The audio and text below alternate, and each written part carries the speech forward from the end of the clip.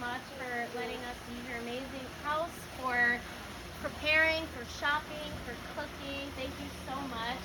You're welcome. Lana, thank you, my co-host and co-founder and Co-conspirator. collaborator. Thank you so much.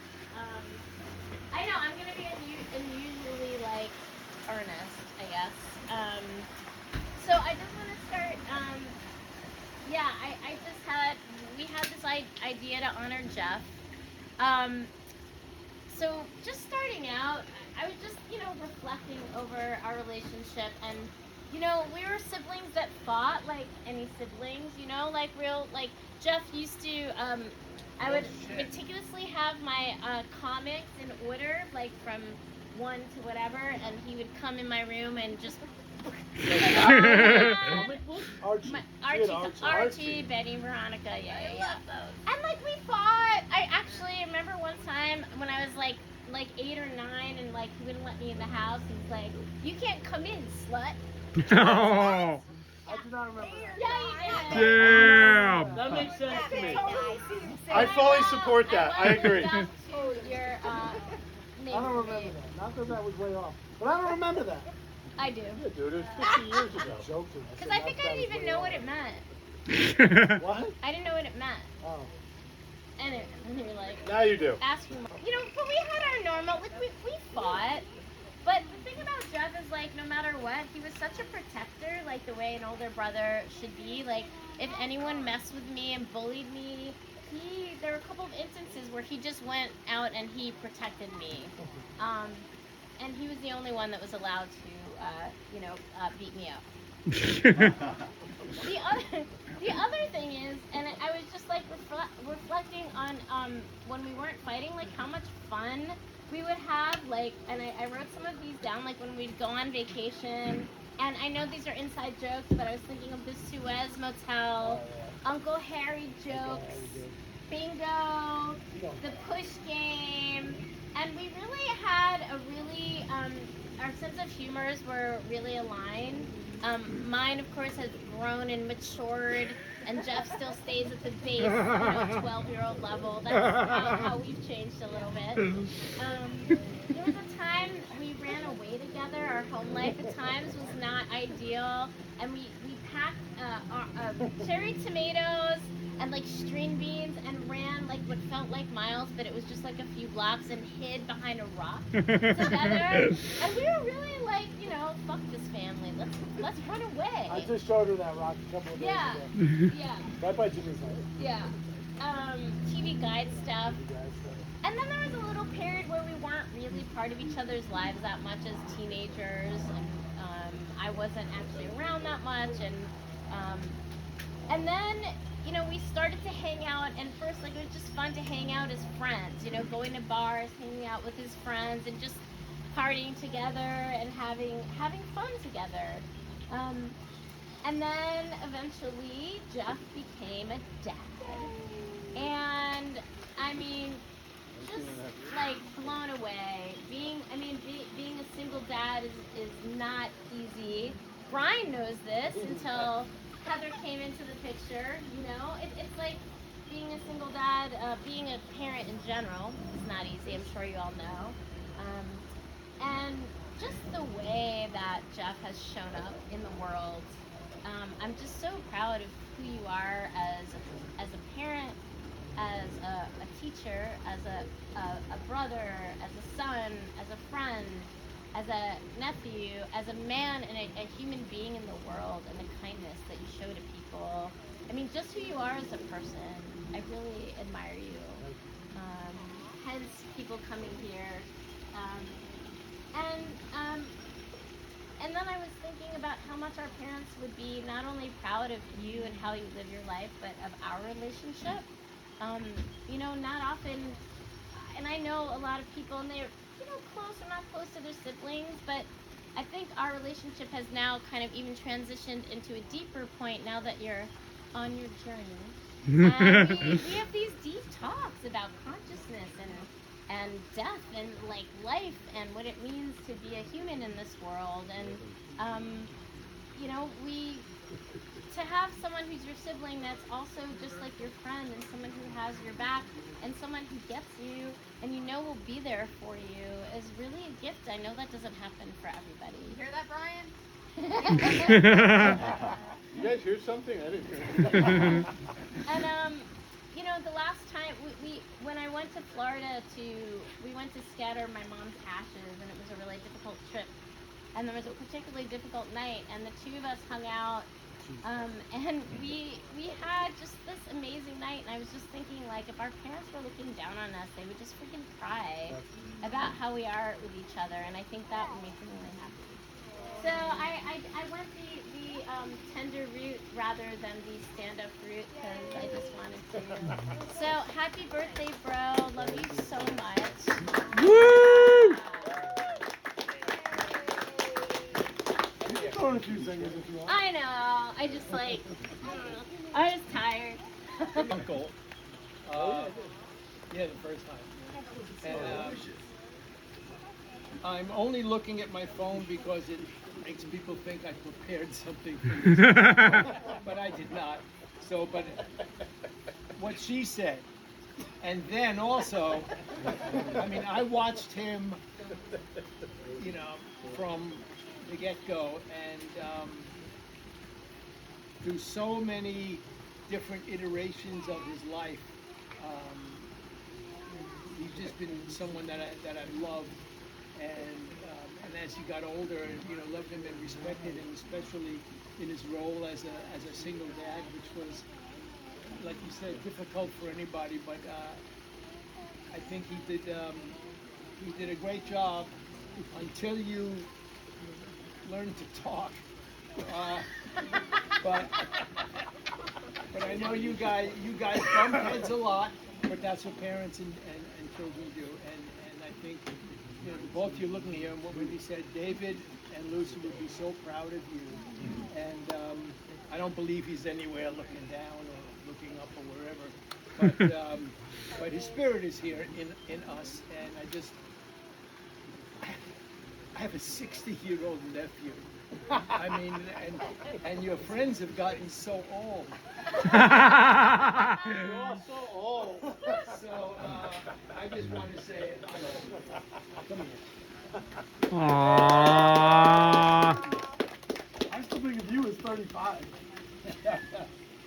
Yeah, so Jeff and I met back in fourth grade. Those who know me now, I'm sort of 1850? a little more quiet, a little more reserved now, but I was actually at the peak of my wildness, seriously, in fourth grade. So Jeff was the perfect person to roll into my life because we got in trouble together a number of times. Yeah, and but there's several funny stories. I mean, Jeff, I'll give the Jeff the scientist engineer story is a good one. So we're out there throwing frisbee across the street in front of Jeff's house there on Gristmill Lane, and a car comes through, and I'm like, Jeff, not a good time. Jeff throws the frisbee, of course, boom, off the windshield of the car. The car screeches to a halt. This lady comes out, you just broke my windshield of my car. You're responsible for that. And Jeff's like, no, we didn't do that. Must have been there before. And so as if that wasn't enough, Jeff's like, you know, we're going to experiment. So we went inside, got some of Lucy's fine glassware, set them up on the sofa. Jeff's throwing frisbees. They're shattering. Like, that's not the same pattern that would have been on that car. So this is not a good match for the damage on that lady's vehicle. So scientific mind here. The Jeff loved pranks too. Should I tell the one about Larry Arnold? That was so we had a friend Larry who's a little bit skittish, nice guy but a little bit skittish. So one day I am not there. Jeff's there at his house with Larry. I think Jimmy was there too, and a few friends.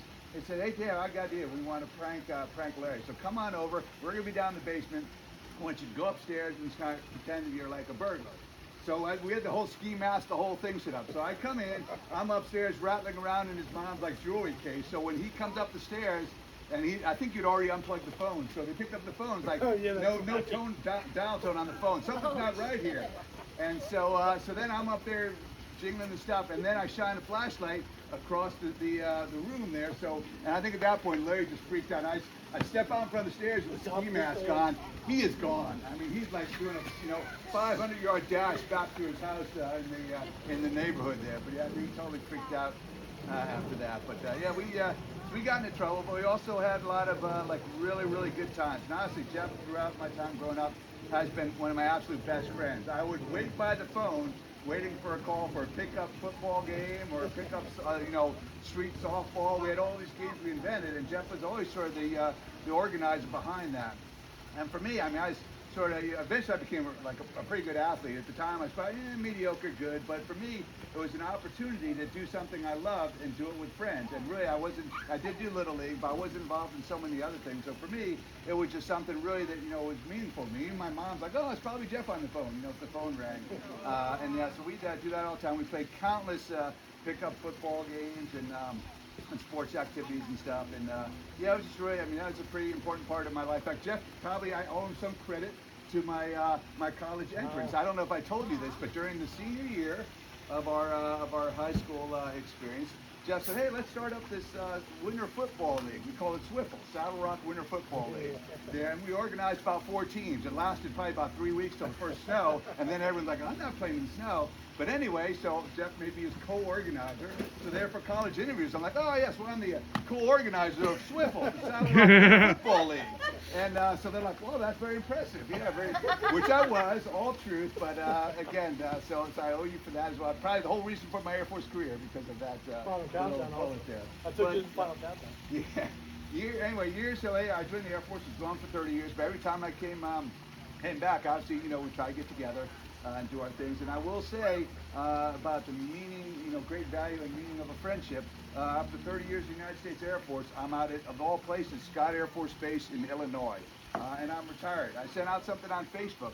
Hey, anybody, all friends, you're all welcome to my retirement ceremony, after 30 years of service in the Air Force. One person made it up from all my old friends, and it was Jeff, and he brought Lana with him. And to me, that was something huge. I mean, to me, that's, okay, this is a friendship that, formed solid way back in 4th grade and is never, separated. Yes, I've been gone, and Jeff, and we have different pools of friends, different lives, different circles, but always that friendship, I mean, has been there, and to me, that's so valuable, still is valuable today. So thanks, Jeff, and congratulations.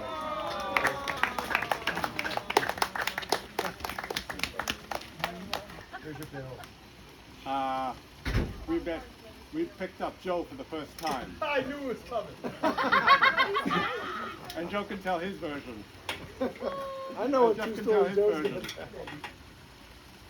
tell. We were in 9th grade, and Jeff's mother, well, I was at Jeff's house, and we went in her red Cutlass Oldsmobile to pick up at Joe's house. We were going to a movie on a Saturday afternoon, and we were driving down Middle Lake Road, and it was very uneventful. But you forgot the best part. Yeah, the best part, yeah. You're right. He's in the front seat. Right, and then They he pull up in said, front of my house. He gets out of the front seat and goes, no. You can sit in the front with my mom. And then he gets in the back seat. Please proceed. Jeff says that. Lucy, baby. Lucy's driving. I'm in the back with Jeff. Joe's in the front as the honored guest. All of a sudden, we don't get a half a mile away, and Lucy turns Oh my God. at Kipu. She turns left in the middle of nowhere and gets T-boned. Oh. Guess who was in the front seat? Joe. Your fault. I don't know where that left turn came from. I don't know. We still We were going straight. All of a sudden, she turned It left. came from Jack Daniels. I got Jack Daniels right here It for you. wasn't very bad. We made it to the movie. I don't know how we did. We made it to the movie. After the T-bone? Yeah. That was my first time What in the car. movie Are we still friends? Wait, I gotta add that. You guys remember Richie, right? Yeah. Was it Gone with the Wind? What was it? Richie was he was a couple years younger than us, but he lived right behind Metropolis. Larry Arnold. And my mom was giving us a ride home from school. I told my mom to drop me off first. As soon as she drive Richie home, then she drove me to the bushes. With Richie in the car. Oh man. And I'd also like to say we in 7th grade, Jeff wanted us to see Blazing Saddles. And Blazing Saddles was on WHT. Oh my. Well, Metco Home Theater. And that was before HBO. And it was on midnight. And remember this? No. And they only had the TV with WHT was on in Dave and Lucy's bedroom, in the master bedroom. Oh no. Channel 68. So Jeff got his parents to sleep downstairs. And we slept in their bed while his parents slept downstairs. We watched the movie till like 2 o'clock in the morning. I don't know how I did that. I don't know either. I just like to say we watched all the sporting events, any sporting events, we watched at Jeff's house. Any movie we were watching in that den, any movie, any sporting event, Saturday, Sunday, we're watching it at your house. Any organizing of basketball, softball, football, Jeff organized at the Salvador Rock Park. Just like to thank you for that. All our childhood we were playing football every afternoon, every day. We were playing football, we were playing something after school. Didn't matter what the weather was. Snowing, raining, we were outside shoveling snow to play basketball in the snow outside. That was at your house. No, we played at Salvador Rock too. Salvador Rock, too. We'd shovel the snow to play play basketball in the snow. And I got some pictures from. Oh God. That's your house, though. No, that no. house, too. That's your house. No, this is No, mine. no. This Yes, is it was. this is Oh, Alma. no. Oh, yeah, St. you're Albert's right. parking lot. Who is that? That's me. No. Oh my gosh. And that's Who is Joe. that? Oh my God, that's Joe. Wow. Ryan probably remembers that. Yeah, I think there's a face. Today should definitely reassure you that your friends and family love you, and we're all beyond thrilled to continue to have you in our lives. So keep doing what you're doing, and you know we all love you. And cheers.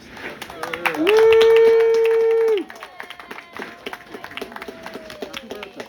Thanks for going live. I've been drinking a lot, and I'm hosting, so I'll take host prerogative here. So, yeah, so for those of you, right, I'm little cousin Brian.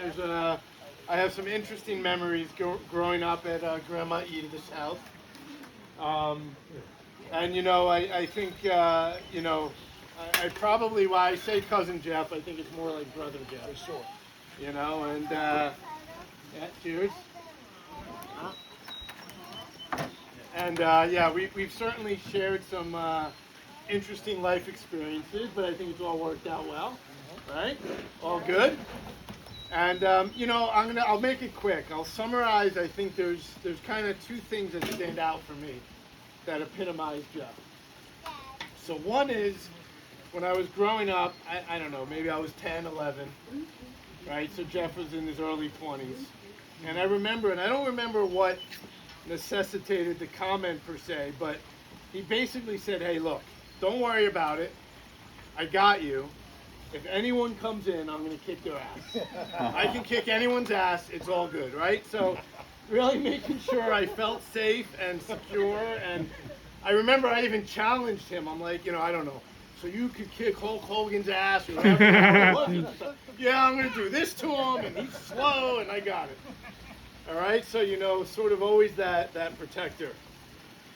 And then on the other hand, I remember this other time. So, for those of you that remember Grandma Edith's house, all right, there was this little TV room. Don't forget. All right, so Brian, this is my one memory too. yeah, my sister just came over. I had it first, And my mom. but she came over. So right, you go right up the stairs to the right. There was this little TV room. It had like a couch and a TV, and you know it was probably 5 feet wide, right? So it wasn't that, you know, maybe 10, 12 feet long. And we're sitting there, we're watching some kind of, I don't know, tape or whatever. Maybe it was a video of something. And all of a sudden, you start to see everyone kind of have a reaction. Right? And they start kind of sniffing a little bit. And I'm telling you, within 15 seconds, the entire room clears out. There's Grandma Edith. What's that smell? What's going on here? And there's Jeff just basking in his glory of one single, you know, shit particle that basically clears out the entire room. So, for what it's worth, this is a memory that is etched in my mind. You know, anyway, if Rob and Jimmy were here, they would testify to the same thing in Rob's Z100. What did he have to Z? The blue. Yeah, it was the what was it called? 300Z. What was it? 300. No. 280. It was a 280, and then he had two. Yeah, with his brother. Oh, yeah. car. Yeah, I car. did the same thing. I'm like, what are you talking about? Well, anyway, to my brother, Jeff. Woo! Out in this group, I'm not Jewish. That's crazy. Get out of the house, bro. The hell you say? Out of here. So I was welcomed anyway, I know. But I went to the Catholic elementary school in the town of Great Neck. And one of three students. I was, yeah. It was wacky. At the very end of eighth grade, my mother and father said, look, you got two choices. You can go to St. Mary's of Manhasset, or you could go to the Great Neck High School. So I've been with the same students, the same kids, the same class for 7 straight years. So I was like, you know what? Let's make a change. So first day of school, I show up at Great Neck North Senior High School after wearing my uniform and my little tie and the whole routine that goes along with Catholic schools. 9th grade English class. Walk in, I know nobody, nothing, nobody. I sit in the seat, and some weird dude with a shock red hair, like this, sits in front of me. Now I'm just looking around. Hair? Yeah, there was hair there. So he turns around, he goes, who are you? And I go, I'm new here. This is my first day. He's like, yeah. 2 minutes later, he turns around, he goes, here, take this. I'm like, okay, I'll take it. And I'm just sitting there, and Mrs. Schlesinger is walking around the class, calling off names, and now I'm sitting there with this magazine. My first day, Great Neck North. I don't know anybody. It was a penthouse. It's cover like Sports Illustrated. That was another one. And then you open it up and Yeah, right. Inside the Sports Illustrated was the penthouse. So here I am the first day in a new school with new kids, a new place. And this is in my introduction as the teacher's walking down the aisle. And here I am holding open the penthouse. So we got past that. Well done, Jeff. The next day, Yep. I come back to the same class, and I'm like, Jesus, what's he going to do now?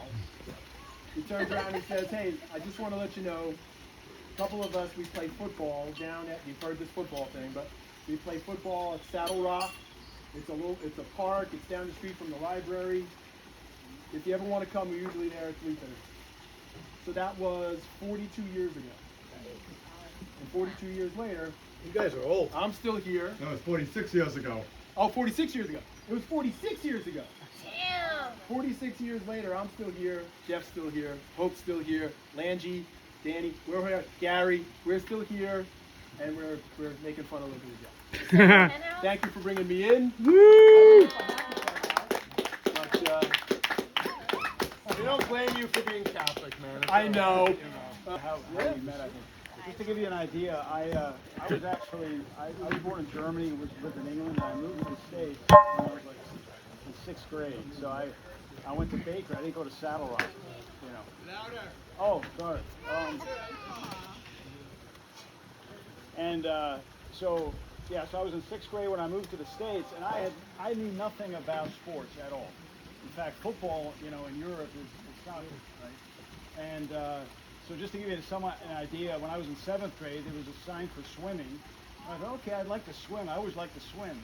I didn't realize it was a swim team. You know, it meant you actually had to get on a bus and go. So this is just how much I knew about sports. But in 8th, I think it was either 7th or 8th, we were in an art class. So that's where I met Jeff. And I remember, I think I sat next to him, and we were drawing something. And I just remember either he felt really bad about my artwork or I felt really bad about his. I don't remember exactly. You probably felt bad about him. Yeah, it's probably. It was so bad. I mean, it was so bad that we just, I think we looked at each other, and then finally I think he felt sorry and he said, you know, we got a bunch of guys that we play soccer, we play football, we play sports. And he actually kind of invited me in, and it was a time when I was struggling because I didn't know anybody, and it was just a time when I needed somebody to kind of bring me into kind of a group of people and Jeff did that, and for that I'm super grateful. Aw. I remember like for the next 4 years there's always some injury, some finger, some broken, from basketball or football, and bloody noses and all this kind of stuff. And that's what we did. And honestly, it kept us out of trouble too, which I think is always good, during high school. So, yeah, for that I appreciate it. Aw. I have one funny thing and one not so funny thing. Yeah, I have to say one. Well, this reminded me, just 2 days ago, we drove past our old house on Gristmill Lane, and it was amazing because the people that live there now were so friendly and allowed us to come in and see our home. Great Neck? Yeah, in Great Neck. By the library? Back by the library, and they had 4 little kids. It was so cute. But it reminded me of the time where, so we used to have an alarm, and so as soon as we would walk in the house, you had 25 seconds to turn off the alarm in the closet. So I remember going in there, and I don't know, maybe I was like 8 or something. I rushed in, I opened the door. Jeff had ketchup on his shirt and a knife under his arm. And he fell out. I was terrified. That sounds right. Yeah, that's Exactly right. like Yeah. mentality. But I will say something that's maybe a little more serious is that our dad, and Jeff's friends have known our dad. Our dad was awesome in so many ways, but a lot of people have not seen that my dad had a very rageful temper, very rageful from his own. And I'm a therapist, so I understand this is from trauma, etc., etc. But Jeff was very much the recipient of that rage from a very, very early age. And I just am amazed because I feel like there would be a lot of people that would have taken that and been shitty to other people, because that's how it goes, when that happens.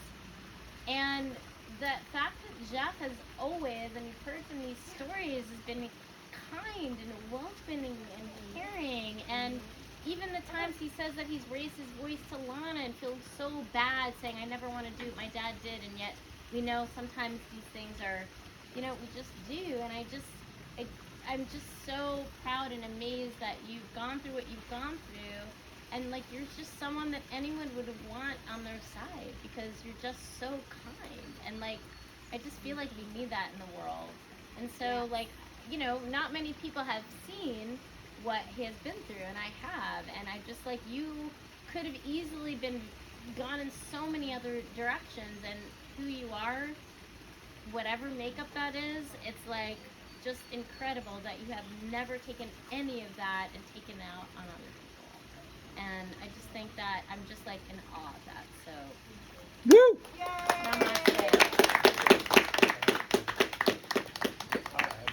I'll try and keep this quick. Good. Wait, you're not gonna hug your sister? Lame. Do you do everything quick, Jeff? Huh? Does he do anything quick? Do you do everything quick? Nothing. Oh, I get you. That's good. Nice.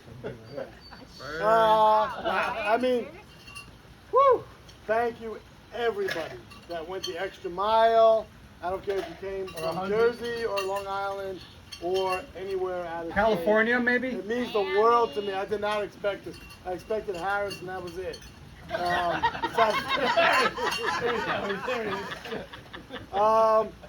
gonna take a second to whatever I can for everyone. Josh, thank you for being in my sister's life and grounding her. Happy. And making Happy her so to do it. freaking happy. Yes, so I love you for that. And Harrison, I mean, listen, maybe I'll take Talking about you. I'm here. Harris is always the voice of reason. When I was maybe not in complete emotional control of things. I have no recall of that. Except for when it comes to polls. Yeah. But there's a lot of people missing here. That's fine. Everyone knows who they are. Pulver and Martin and other family members and stuff.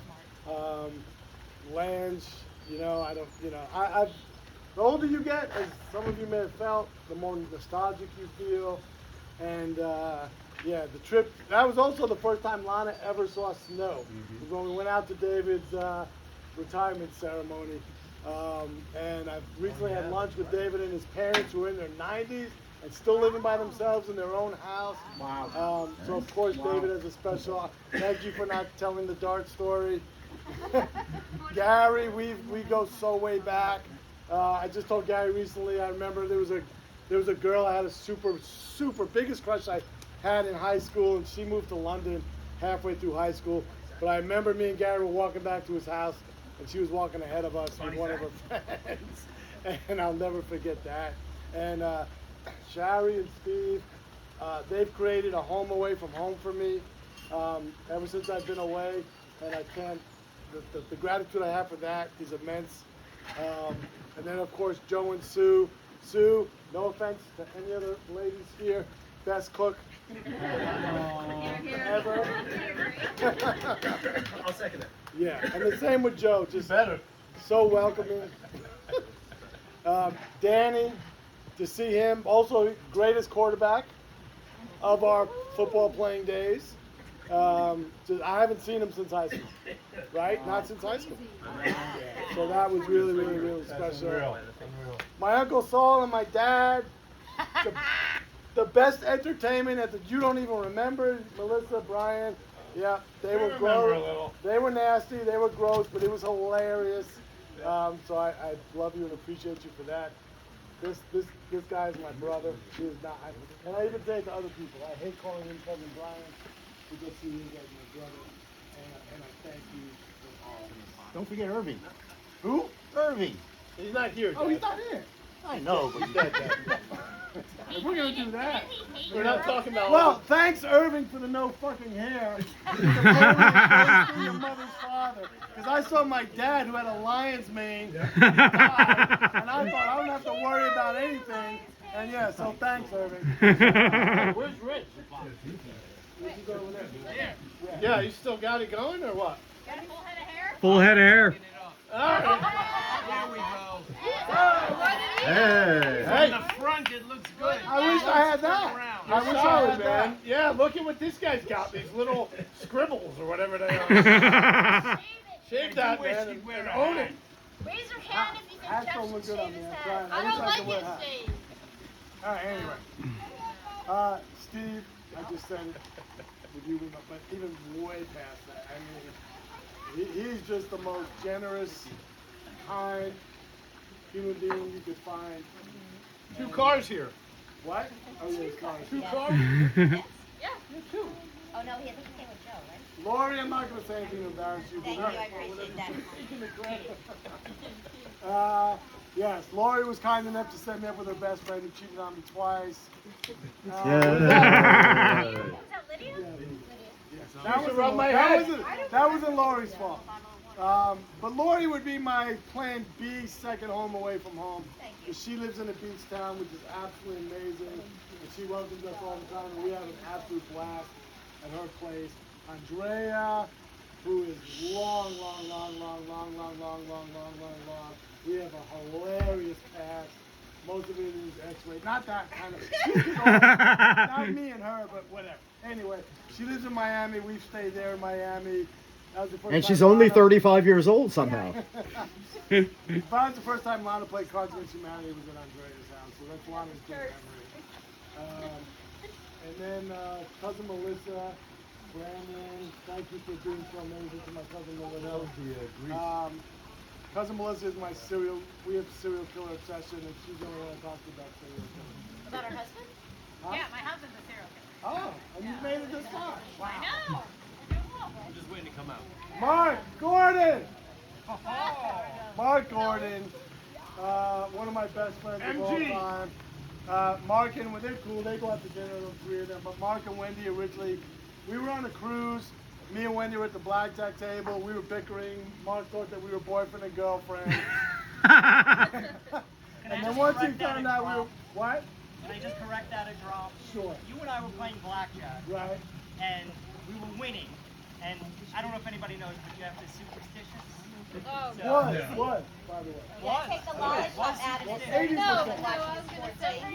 Where's your Nick sweatshirt? Talk about how he made me Touche. not watch the football game. You see what I'm saying. Anyway, so we're winning, and then Wendy walks over to the table. And, you know, that could be a jinx, right? Anybody changing anything. and you told her, like, get out of here, get out of here. I'm like, what is that about it? Like, is that your girlfriend? You're like, no, no, that's my sister. Okay. So anyway, just a little. Yeah. One of my best memories ever is me and Mark. We before Wendy and Mark moved out to San Francisco, me and Mark canvassed all of San Francisco. It was an amazing day. And then Heather, of course, Heather and Brian, having Lily and Emily, and then we have great memories of meeting them in Orlando every time they stayed at the Hard Rock. And Heather treated Lana like a daughter. And I appreciate Heather making Lana unpack half her bag before they went on the cruise. That still hasn't ended yet, Heather. But anyway, yeah, so just, I really thank you from the bottom of my heart for being here. I did not expect this, and I love you all. Hope to keep in contact with all of you still until our time here on Earth ends. And just, yeah, thank you. Woo! Go, Jeff. Wait, I was saying, wait, oh my God, I was thinking best for last, it was going to be you and then Lana. Wow, yeah, Wendy. Hold up. Wendy, I don't even know what to say. Me and Wendy are way past brother sister. Aww. I'm not saying that other siblings don't have a relationship, but we are really the best of friends. We constantly leave each other messages on WhatsApp. We constantly are filling each other in our lives. I wouldn't have made it this far without Wendy. Without question. And yeah, it's just a completely unique relationship, and I treasure it. This one, I don't even have words. I probably picked the wrong person. No offense. But I wouldn't have had her without that person. This grounded me. Lana grounded me. It was a pleasure. People say I'm a girl dad. They don't even know, to be honest, they don't even know the half of it. And then it wasn't even a sacrifice. We played Candyland. We played Match Game. We watched, my kids that I teach are shocked that I know all the characters from Jessie and Austin and Ally and any other Disney show that you can name. Most importantly, she has become a good person.